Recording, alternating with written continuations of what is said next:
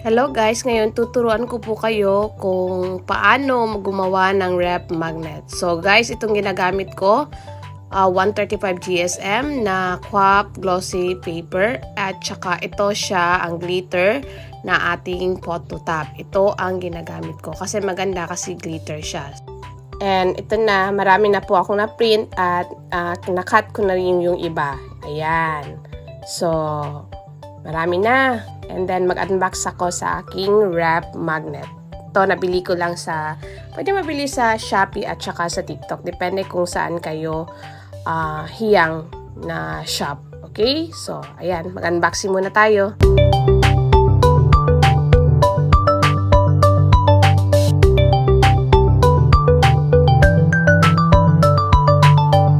So, ayan. Ready na po tayo. So, let's going to start our rep magnet process. Okay? So, stay tuned and enjoy watching.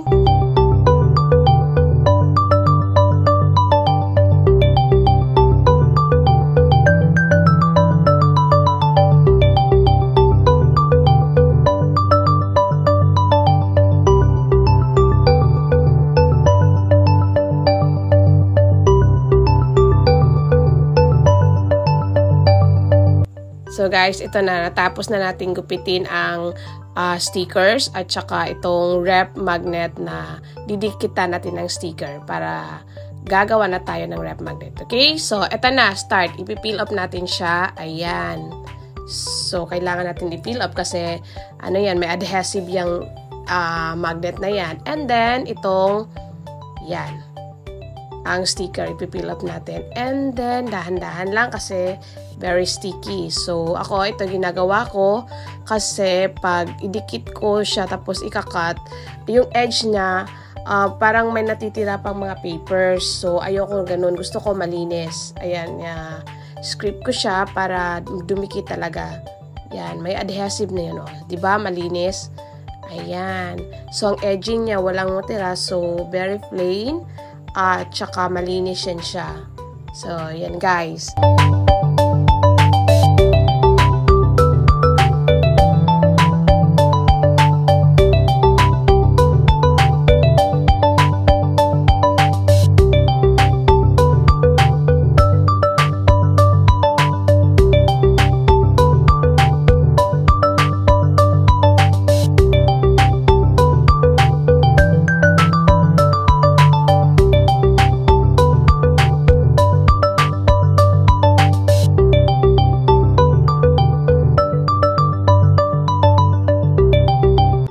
Charan! Ayan, ang dami ko nang na-dikit. So, ngayon, ang gagawin natin, ipapack natin siya. Ayan, nagsastart na ako mag-pack. Ayan.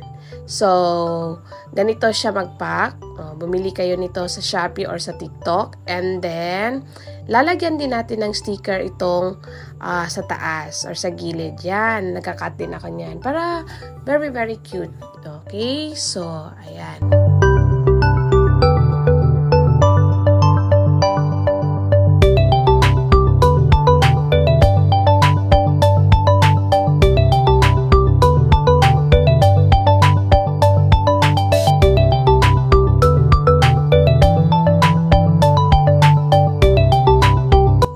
Ito na po ang ating finished product na rep magnet. Ayan, dalawa. Ang cute, diba? So, sa nagbabalak na gumawa nitong rep magnet, ganito lang siya ka-easy at saka kailangan talaga creative ka at matyaga. So, guys, thank you so much for watching and don't forget to subscribe to my channel and watch more tutorial. Bye!